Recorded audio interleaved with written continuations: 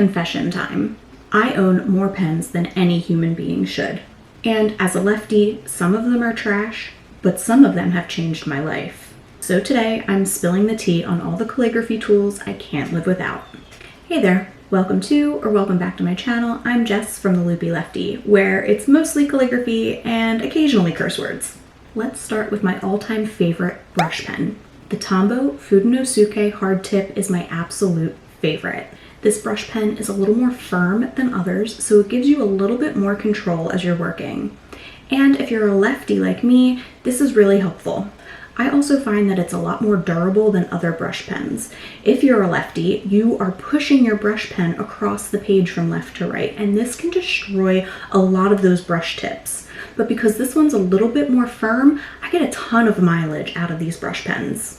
So anytime I'm looking for a classic black brush pen, this is what I go for. Now, like I said earlier, I might have a slight pen addiction, so I've tried a bunch of them. When it comes to my calligraphy projects, the Micron fineliner pens are the perfect accent to a lot of my calligraphy pieces. They have a nice dark archival ink, and they come in a variety of sizes, so I can find whatever size I need for whatever the project is. A very close second is the Tombow fineliner pens. Actually, in a lot of ways, they're very similar to the Micron pens. They come in a variety of sizes. The ink is nice and dark. My only con is that they're water-based, so they tend to smudge a little bit more for a lefty like me. And because they're water-based, they're also not going to be ideal for watercolor projects or any other projects where you're using these fineliner pens, perhaps with another marker. They will bleed and smudge because they're water-based. When it comes to my signage projects, my two favorite paint pens are the Posca paint pens and the Sharpie oil-based. I'd say I use them both equally. The only deciding factor for me is how permanent I need that marker to be. Posca paint pens work on pretty much any surface, but they are water-based. So depending on the surface, it can be removed with Windex or a magic eraser, or sometimes even just water. So they're semi-permanent, but not like permanent. On the other hand, the Sharpie oil-based paint pen is, for all intents and purposes, permanent. So if I need something to be 100% waterproof, I'm going with the Sharpie oil-based. And sure, I love pens, but there's plenty of other tools that I use that really make my calligraphy work so much easier.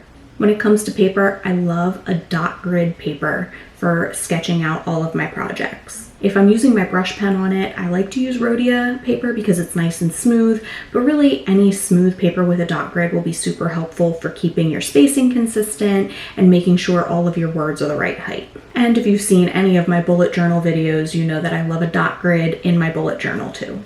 I can't live without my light box. This allows me to easily trace my sketch into the final project.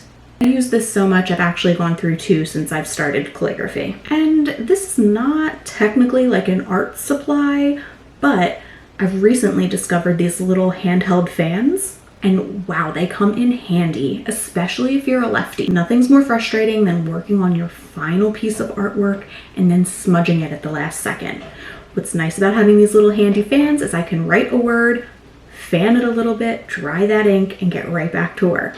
This is also really handy when you're working on a watercolor painting and you need something to dry before you can move forward with the next part.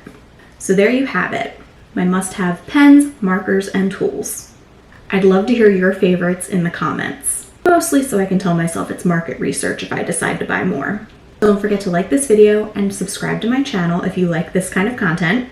And if you want to see some of these tools in action, I suggest watching this video next. Bye!